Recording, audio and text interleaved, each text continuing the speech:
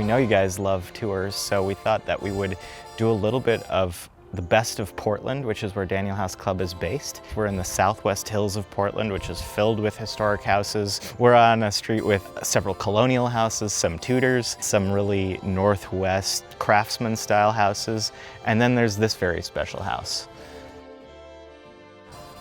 But isn't this just a Georgian house?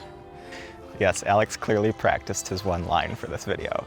No, the answer is it's not. An Oregonian house. Yeah, he wanted to add that. That's very stupid. Very funny. No, I'm super excited about this house because it represents that transition point between something really, really traditional and something ultra modern. This house was built in 1937, and we're just starting to get the details of some new type of architecture come into focus. So there's a lot of elements that are from the old and a lot that are feeling really fresh and new in 1937. So let's go check it out.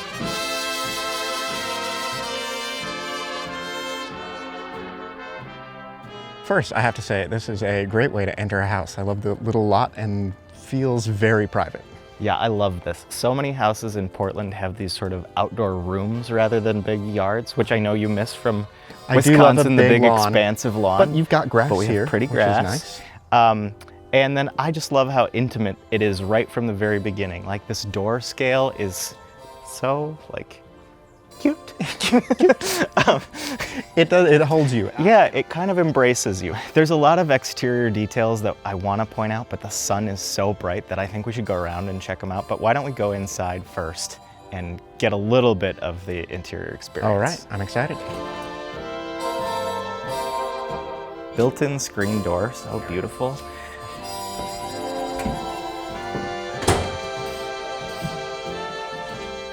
Well, first thing I'll say is it looks like a fun place to have people over. Yeah, I will not brag too much, but I'll say I drew this floor plan from memory after visiting this place one time, and I think I did it perfectly. And it is because I think the floor plan is so good and so cool. Every architect from Palladio in the 16th century onward tried to realize this perfect plan of a square house. And this is an almost perfectly square house with a circle in the middle of it, except this is an octagon because we're in the Art Deco period where everything is chamfered. And it is awesome because we're right in the center of the house. We've gotten the opportunity to come through this little vestibule. We haven't been assaulted by stairs. A lot of houses in North America, you walk in the front door, you've got stairs right there. And that's not my favorite thing. I love when the house unfolds a little bit before you get to the stairs. So should be invited in. Yes, exactly. Kind of pulled in gravitationally toward the things in the house that you want to experience. And then we have like options all around us of where to go next. So we should visit this library first because I think it's gonna be your favorite room. Yes, this is my favorite room. I love a small wood-paneled room.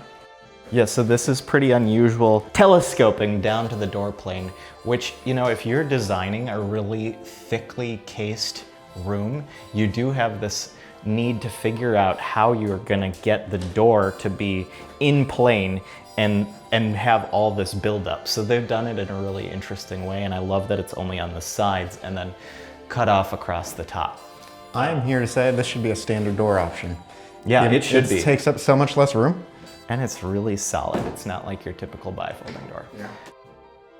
This room also shows us a lot about a transition period. So we have a lot of tradition in that this is a wood-paneled, beautiful little library with bookcases built in. But around the room, we've got this veneer that's moving horizontally, making up the chair rail. The chair rail is very low, and then we've got vertical paneling here. And then instead of like a really formal frieze with a big molding, we just have this one little line, or this is sometimes called a dado course, but nothing really elaborate. It's perfect and unimposing and really nice. This house uses Poché a lot. So Poché, if you're looking at a floor plan and you see the black spaces indicating the walls, and you see some really big thick spaces that are separating rooms, that's called Poché space.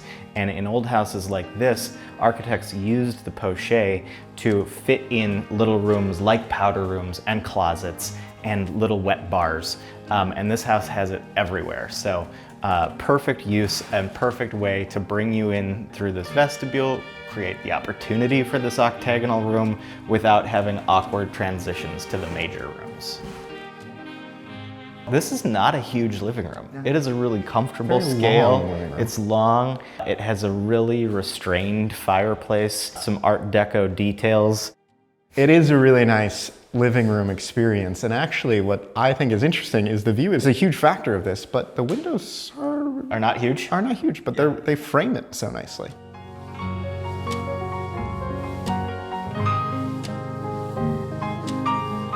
Because we had that octagon, one corner of this room had to be chamfered, and the architects decided that every corner would be for symmetry. If you go to architecture school, you will learn about the kit of parts, which is very much a part of modern design, where you have, you know, I do this type of window, I do this type of column shaft. You're basically developing a language for a building. A lot of people will try and say there's no kit of parts for a historic house before the modernist period, and that's just total BS.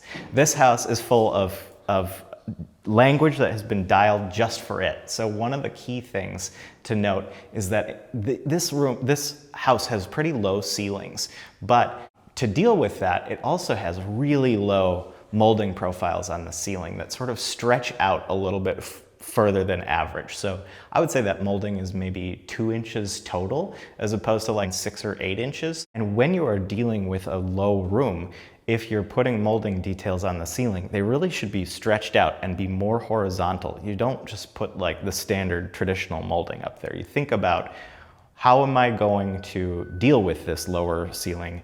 This feel, you kind of get this gravitational feel that molding is supporting the ceiling that's sort of pressing down a little bit. Let's check out the dining room. It probably has the best view on this level.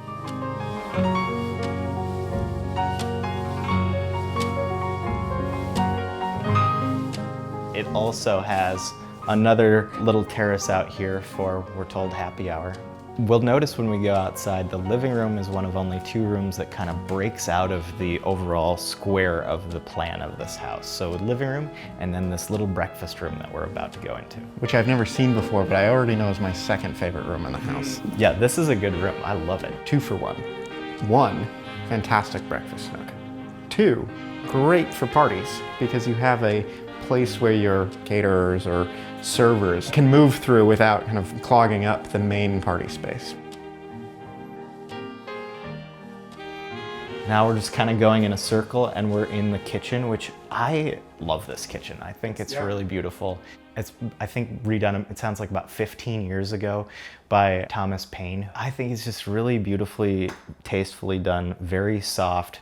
And then what I like that I do think makes this house feel not just modern, capital M, but really contemporary, is that now we're like back to the entry hall and it's open and I can see directly into the living room. Well, I think that's one of the coolest things because, to use another superlative, I also think one of the worst trends in the history of the home is the open concept kitchen. I hate them. Which is just horrible. But this accomplishes, I think, the good part of that, in that it is very open to circulation. You have good views of what's going on in the house, but the kitchen feels cohesive in a way that an open concept kitchen usually doesn't.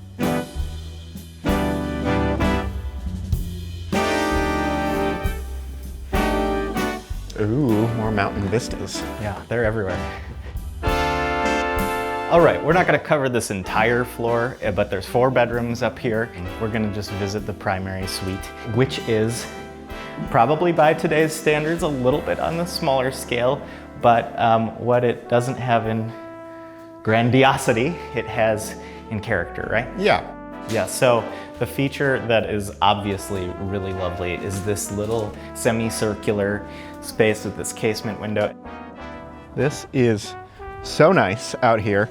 It is a rare Actually, I feel like I'm in the back of a ship. Oh, you could put in a wheel. Yeah. You could practice your captain's work. On a day like today and much of the Oregon summers, this is fantastic.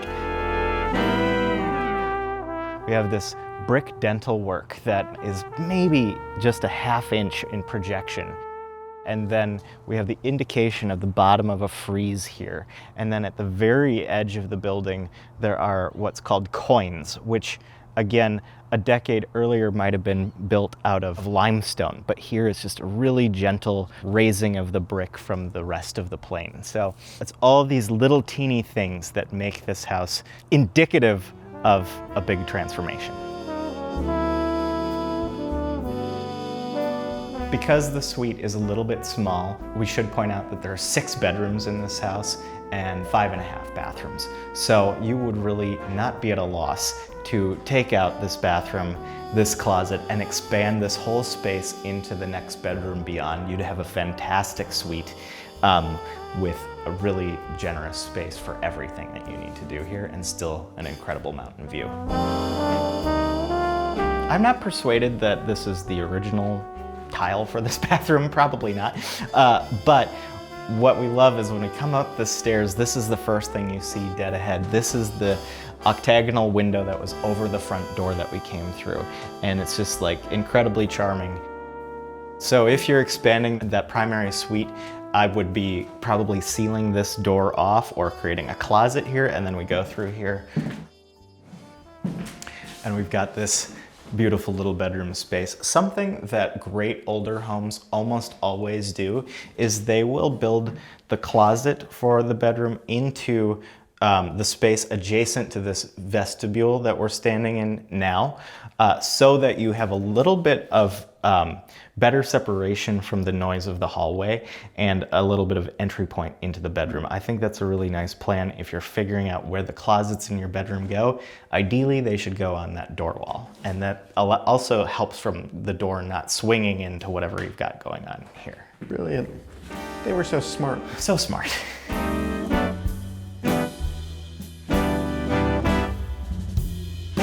This seems actually pretty hard. I feel like I'd fall down the stairs loading this with too much laundry. Maybe it should open the other way. Yeah, perhaps. Easy. It's also spring loaded, so you gotta be fast. I believe this was probably originally servants' quarters. There's 2 bedrooms up here, up tucked under the eaves. So this house is actually billed in like architectural history books as 2.5 stories. This is a full story, but we're definitely tucked under the roof here. All right, here we go. Don't get dizzy. We're gonna go all the way down.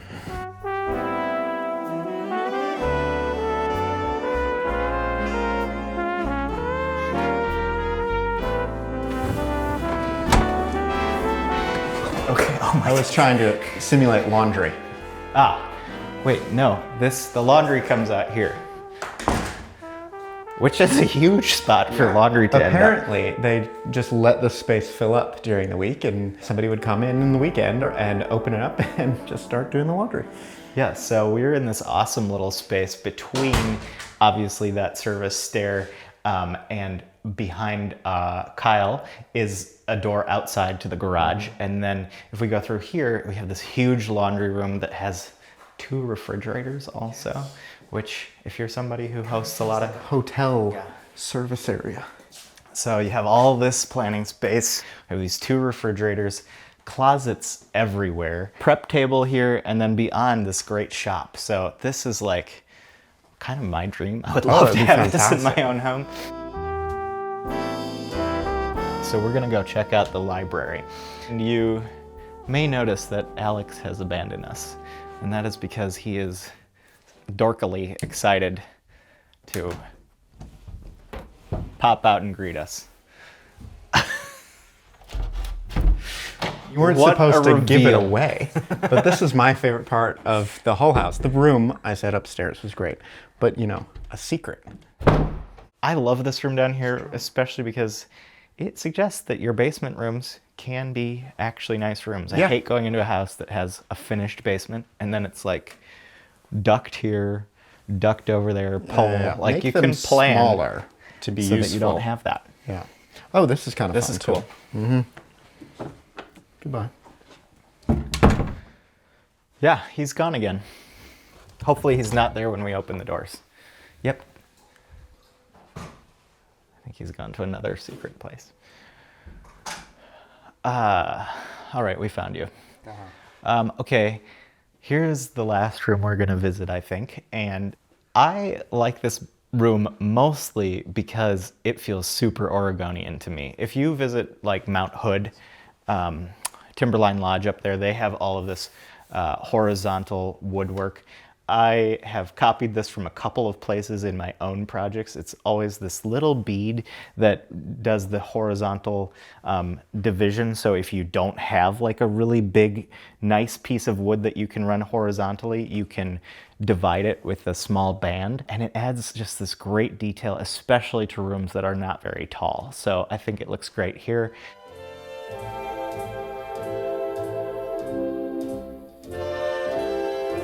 This house you can't get lost in because everything takes you back to the Octagon. So let's go there and then let's see the back of the house. Ultimate fighting chalet. Yes.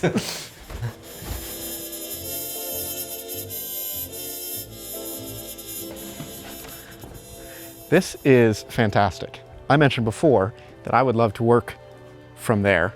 Imagine the doors open, just hanging out. Great work from home house. And there's another bonus if you really want to go to your office. It's just right here. It's just right there. You could do anything with this. This is great. At first I was like, I don't know if this is original. I think that it is. And it has this like beautiful terrazzo floor and a really pretty ceiling in here. It smells original. In a good way. It smells original. Yeah, this could be so amazing. I would love it. I love the idea of working from home, but still being able to literally leave my house. And this would accomplish that.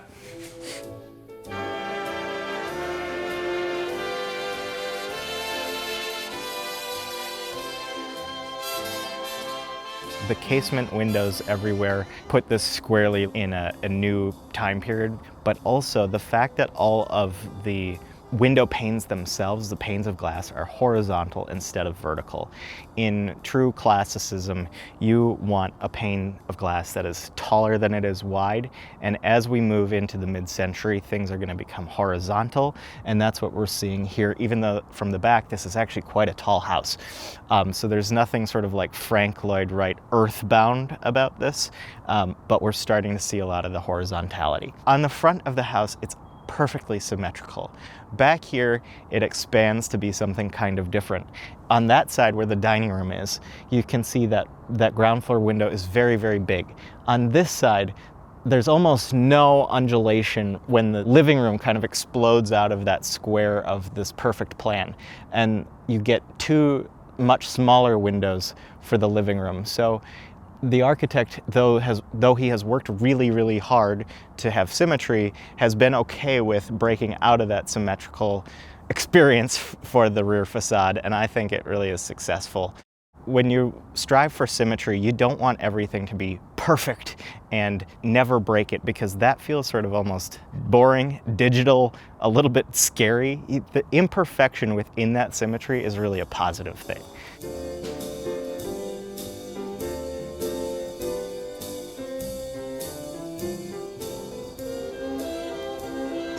I think we should move in. I think so. How much is it?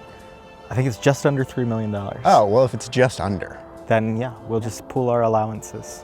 We just need to sell a little more furniture, I think. Okay, well, yeah, buy some furniture, then we'll buy the house. Or you buy the house and we can sell you the furniture. Anyway, no, it is a lovely place. 1490 Southwest Clifton here in Portland's Southwest Hills. It's at a dead-end street in what's known as the grid in the Portland Heights. It's like the only part of this area that is laid out on any semblance of a grid whatsoever, so it feels a lot like a community. There's a little restaurant nearby. It's a very charming part of the city. Yeah, it's great. This would be my top pick for Portland if I was moving here or just looking for something new. So check it out. Put it on your list. In your Zillow shopping cart. And when you buy it, let us know. We will come over to your next party. Happily. Okay, bye. Bye.